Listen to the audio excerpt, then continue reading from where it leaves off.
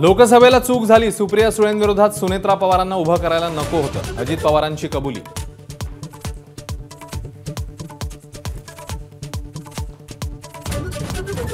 विधानसभा निवडणुकीचे फटाके दिवाळीनंतर फुटण्याची शक्यता. ऑक्टोबरमध्ये आचारसंहिता लागणार, सूत्रांची माहिती.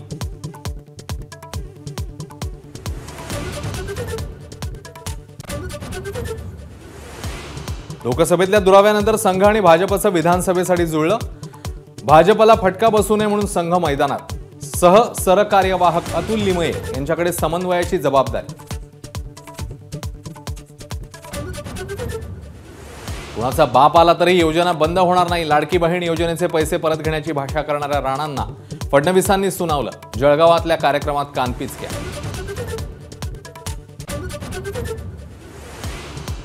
लाडक्या बहिणीवरून सुप्रीम कोर्टाचे सरकारला पुन्हा ताशेरे. पुण्यातल्या भूसंपादन प्रकरणी योग्य मोबदला द्या, नाहीतर लाडकी बहीण योजना थांबवू, कोर्टाची तंबी.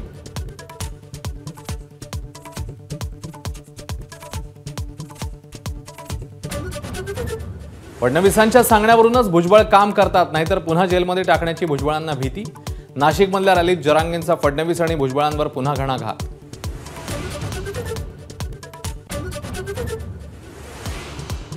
मार्मिकचा आज 64वा वर्धापन दिन सोहळा. थोड्याच वेळात उद्धव ठाकरे पोहोचणार. मनसेशी पेटलेल्या वादावर काय बोलणार याकडे लक्ष.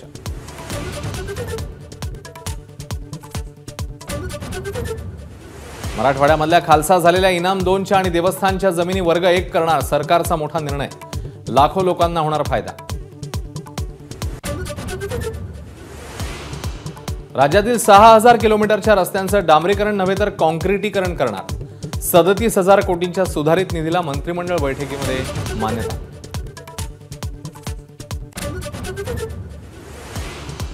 राज्यातल्या नगरपंचायत आणि नगरपरिषदांच्या नगराध्यक्षांचा कालावधी आता 2.5 ऐवजी 5 वर्ष. मंत्रिमंडळ बैठकीत मोठा निर्णय.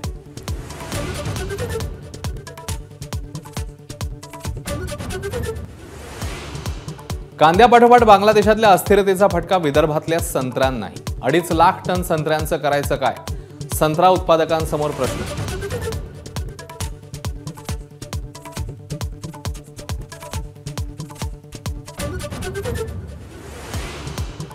विनेश फोगाटच्या याचिकेवर आज क्रीडा लवाद निर्णय देणार. संयुक्त रौप्य पदकाची विनेशची मागणी मंजूर होणार का याची उत्सुकता.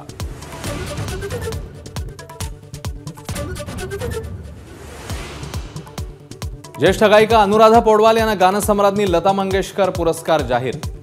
आरती अंकलीकर, टिकेकर, प्रकाश बुद्धिसागर यांनाही सन्मानित करणार.